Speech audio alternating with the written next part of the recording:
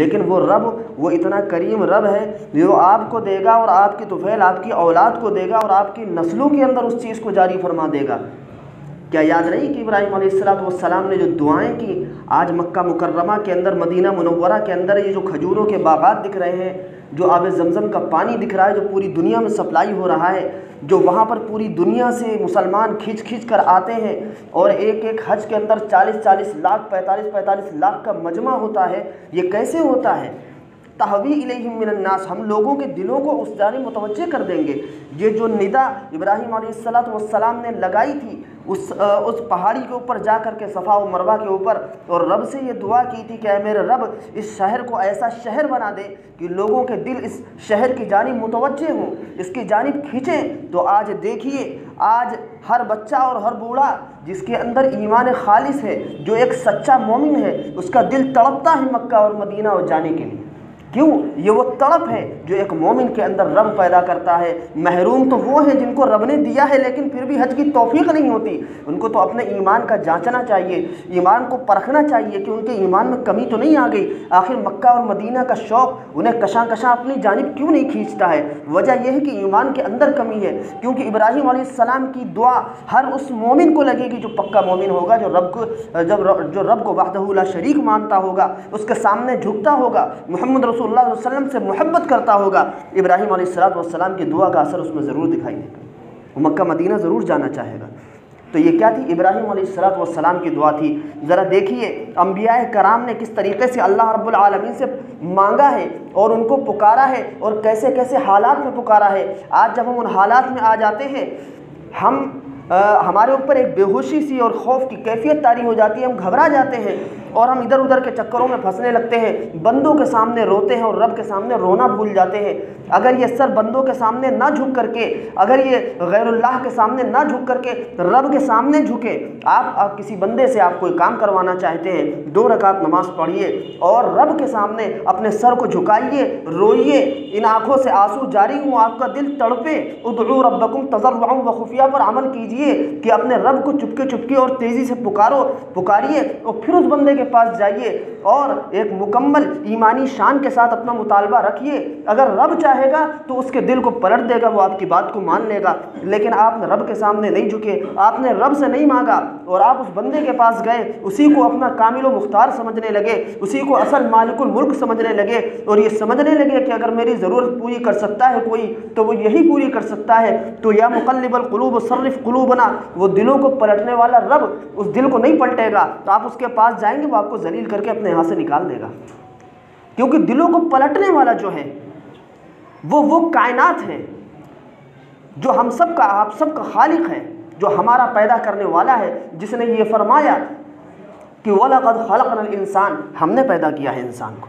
ہے کوئی دعویٰ کرنے والا کہ اس دنیا میں ہے کوئی معبود جو یہ دعویٰ کرے کہ میں نے پیدا کیا؟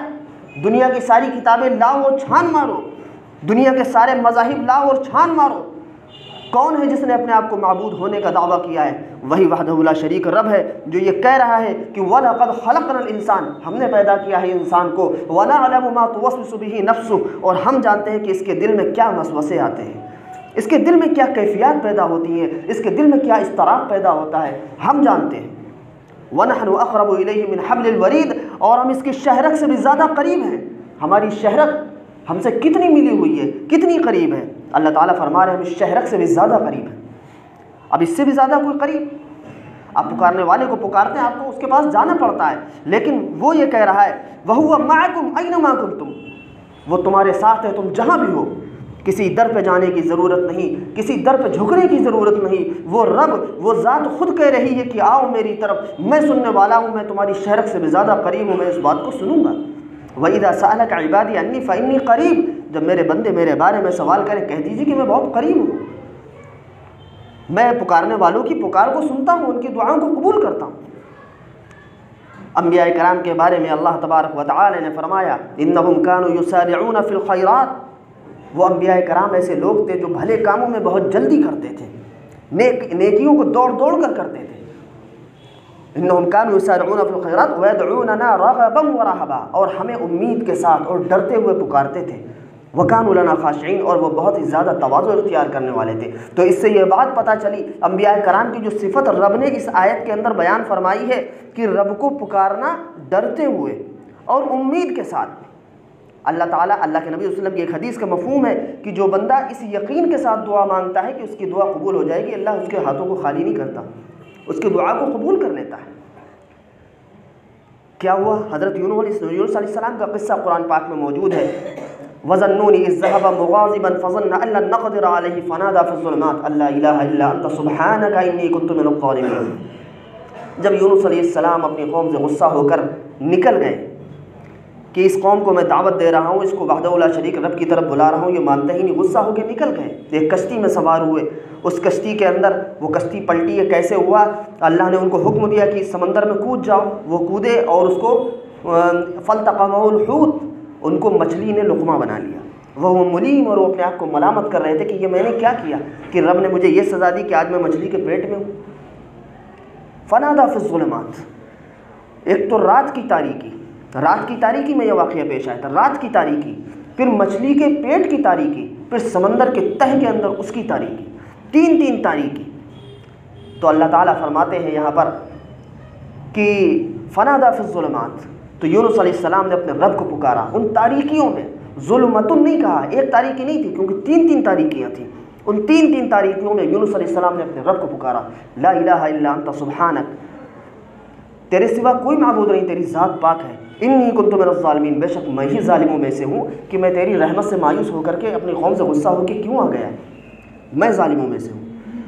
فاستجبنا لہ، تو ہم نے اس کی دعا کو قبول کیا۔ اللہ تعالیٰ فرماتے ہیں ہم نے یونس علیہ السلام کی دعا کو قبول کیا، ونجیناہ من الغم، اور ہم نے ان کو غم سے نجات دے دی۔ وکذالک ننجی المؤمنین، اور ہم اسی طرح سے مومنین کو نجات دیا کرتے ہیں۔ مومنین مانگے تو، پریشانی کے عالم میں مانگے تو، جب دل تڑپ رہا ہو، بے چین ہو رہا ہو، جب لوگوں کے سامنے آپ کا سر جھکنے کو بےتاب ہو، اس سر کو اپنے رب کے سامنے جھکا دیجیے، انشاءاللہ دعا قبول ہوگی۔ وہ دعا قبولیت کا درجہ حاصل کر لے گی، کیونکہ رب کو وہ تڑپنے والے دل چاہیے۔ یونس علیہ السلام کو کیسے فرمایا کہ لَلَبِثَ فِي بَطْنِهِ إِلَىٰ يَوْمِ يُبْعَثُونَ فَلَوْلَا أَنَّهُ كَانَ مِنَ الْمُسَبِّحِينَ، اگر یونس اپنے رب کی تسبیح بیان کرنے والے نہ ہوتے، اگر اپنے رب سے دعا مانگنے والے نہ ہوتے، لَلَبِثَ فِي بَطْنِهِ إِلَىٰ يَوْمِ يُبْعَثُونَ، تو وہ اس مچھلی کے پیٹ میں قیامت تک رہتے ہیں۔ انہوں نے رب کو پکارا تو رب نے اس دعا کی برکت سے ان کو نجات دے دی، اور آگے فرما بھی دیا وَكَذَلِكَ نُنْجِي الْمُؤْمِنِينَ، ہم اسی طریقے سے مومنین کو نجات دیتے ہیں۔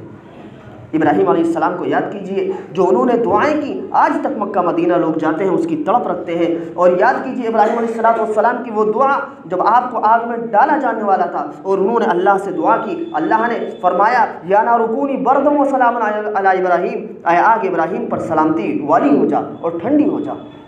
کس نے پکارا ابراہیم علیہ السلام؟ اللہ کو پکارا، کسی غیر اللہ کو نہیں پکارا۔ نمرود بادشاہ کے پیروں میں جا کے نہیں گرے کہ اے بادشاہ مجھے بچا لے، میں آئندہ سے اس طرح کی حرکت نہیں کروں گا، نہیں، رب کو پکارا۔ رب نے اسی آگ کو، جس کی صفت یہ ہے کہ آدم علیہ السلام کی تخلیق سے لے کر اس دنیا کی پیدائش کی تخلیق سے لے کر قیامت تک، رب نے اس آگ کے اندر یہ خاصیت رکھی ہے کہ چاہے کوئی ولی ہو، چاہے کوئی نبی ہو، اس آگ کے اندر اپنے ہاتھ کو ڈالے گا، وہ آگ جلائے گی۔ اسی آگ نے ٹھنڈا ہو کر کے دکھایا ہے اس دعا کی برکت سے، کیونکہ رب خالق وہ ہے نا، آگ کو پیدا کرنے والا، آگ کی صفت پیدا کرنے والا، چھری میں کاٹنے کی صفت پیدا کرنے والا، برف میں ٹھنڈک کی صفت پیدا کرنے والا وہ رب تعالیٰ ہے نا۔ اس نے اس صفت کو ختم کر دیا، وہ آگ ٹھنڈی ہو گئی۔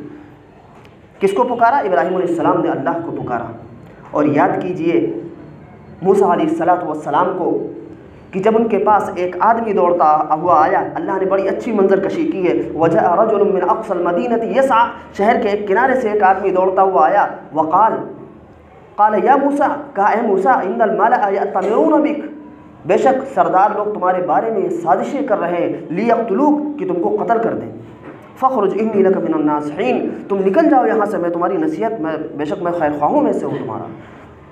تو اللہ تعالیٰ فرماتے ہیں فخرج منہا، موسیٰ علیہ السلام اس بستی سے نکلے، خائفاً، ڈرتے ہوئے، یترقب، ادھر ادھر چاروں طرف دیکھتے ہوئے کہ کہیں کوئی آ تو نہیں رہا۔ پھر کیا انہوں نے کہا؟ قال رب نجنی من القوم الظالمین، اے میرے رب مجھے اس ظالم قوم سے نجات عطا فرما دے۔ ہجرت کی ہے اپنے شہر سے اور رب سے یہ دعا مانگی ہے، اے میرے رب مجھے اس ظالم قوم سے نجات عطا فرما دے۔ کیا اللہ نے نجات نہیں فرمائی؟ کہ اللہ نے نجات نہیں دی موسیٰ علیہ السلام کو کہ جب وہاں پہنچے ہیں تو شعیب علیہ السلام نے کہا ہے جو دوسرے پیغمبر ہیں ان کو اپنے یہاں پناہ دی اور کہا لا تخف، مت ڈریے، نجوت من القوم الظالمین، آپ کو ظالم قوم سے نجات دے دی گئی۔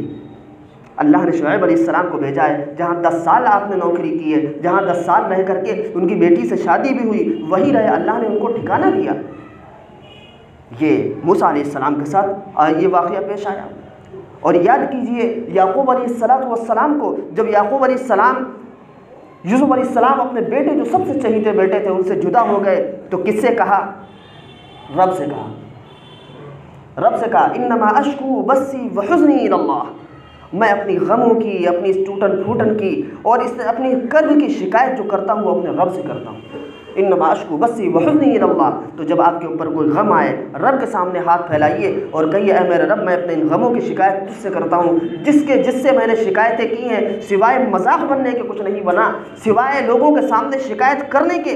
لوگوں نے مجبوری کا اظہار تو کیا، لوگوں نے افسوس تو کیا، ربا میں نے دیکھا کہ وہ بندہ بالکل بے بس تھا، میری مدد پر قادر نہیں تھا، لیکن تو قادر ہے، میں تیرے سامنے اپنے غموں کی شکایت کرتا ہوں۔ اس لیے میرے بھائیوں، عزیزوں اور دوستوں، اس سر کو جو بہت ہی باعزت و باوقار سر ہے اس کو رب کے سامنے جھکانا سیکھو، اس کو غیر اللہ کے سامنے جھکانا چھوڑ دو، اللہ تعالیٰ اس سر کو عزت عطا فرمائیں گے، اس سر کو وقار عطا فرمائیں گے۔ کیونکہ یہ سر رب کے سامنے جھکنے کے لیے ہی بنایا گیا ہے، کسی غیر اللہ کے سامنے، کسی بندے کے سامنے جھکنے کے لیے نہیں بنایا گیا۔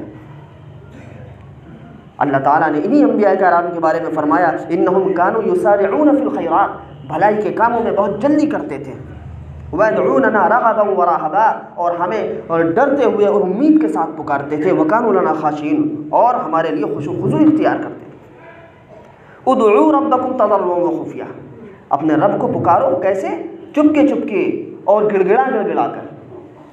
یاد کیجئے آدم علیہ السلام کو جب ان سے غلطی ہو گئی، کیا کہا؟ ربنا ظلمنا انفسنا وان لم تغفر لنا وترحمنا لنكونن من الخاسرین، ربا ہم نے اپنے نفس پر ظلم کیا، اگر تو نے ہماری مغفرت نہیں کی تو ہم خسارہ اٹھانے والوں میں سے ہو جائیں گے۔ ربنا ظلمنا انفسنا وان لم تغفر لنا وترحمنا، ہم پر رحم نہیں کیا، لنكونن من الخاسرین، ہم خسارہ اٹھانے والوں میں سے ہو جائیں گے۔ اللہ رب العالمین سے دعا کی، ہر موقع پر انبیاء کرام نے، انبیاء علیہ السلام نے اللہ رب العالمین کو پکارا ہے۔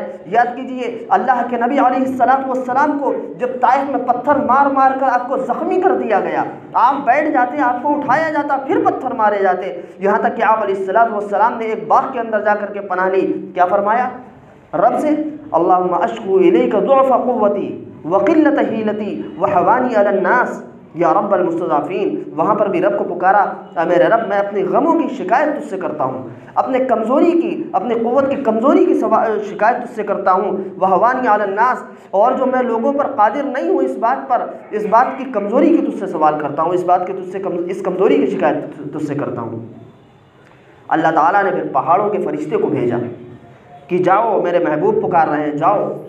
اس پہاڑوں کے فرشتے نے کہا اگر آپ کہیں تو میں ان دونوں پہاڑوں کو بلا کر ملا دوں اور ان کو چکی کے پاٹ میں جس طریقے سے گیہوں پستا ہے اس طریقے سے ان کو پیس کر رکھ دوں، لیکن اللہ رب العالمین کے اللہ رب العالمین نے جو یہ بات اللہ کے نبی صلی اللہ علیہ وسلم سے فرمائی تھی، اس پہاڑ کے فرشتے کے ذریعے سے آپ علیہ السلام نے ان کے لیے بھی مغفرت کی دعا کی کہ اللہ تعالیٰ ان کو معاف فرما دیجیے، ہو سکتا ہے کہ ان کے بعد میں آنے والی نسلیں ایمان پر قائم ہو جائیں۔ چنانچہ آج طائف میں جائیے، دیکھیے ہر طرف ایمان ہی کی بہاریں ہیں، کیا برکت تھی۔ اگر چاہتے کہ اللہ رب العالمین اللہ کے نبی صلی اللہ علیہ وسلم کی اس دعا کو قبول فرما کر اللہ کے نبی صلی اللہ علیہ وسلم کی اس شکایت کو لے کر کیا اس بستی کو پیس نہیں سکتے تھے؟ وَكَمْ أَهْلَكْنَا قَبْلَهُم مِّن قَرْنٍ، ہم نے پتہ نہیں کتنی بستیاں ہلاک کر دیں۔ اللہ تعالیٰ خود فرما رہے ہیں هَلْ تُحِسُّ مِنْهُم مِّنْ أَحَدٍ، کیا کوئی ان میں سے محسوس ہوتا ہے آج؟ هَلْ تَسْمَعُ لَهُمْ رِكْزًا، کیا ان کی کوئی آہٹ محسوس ہوتی ہے؟ نہیں۔ آج جس جگہ پر یہ شہر آباد ہے نامعلوم کتنے مدفون ہوں گے اس کے اندر، نامعلوم کتنے لوگ اس کے اندر دفن ہوں گے۔ هَلْ تُحِسُّ مِنْهُم مِّنْ أَحَدٍ، کسی کے چلنے پھرنے کی، کسی کی آوازوں کی کوئی حرکت ہی محسوس نہیں ہوتی، کوئی احساس ہی نہیں ہوتا کہ ہم جس مکان کے اندر رہتے ہیں اس مکان کے اندر کتنی لاشیں مدفون ہیں، کتنے لوگ دفن کر دیے گئے۔ آج احمد آباد شہر جو گجرات کا ہے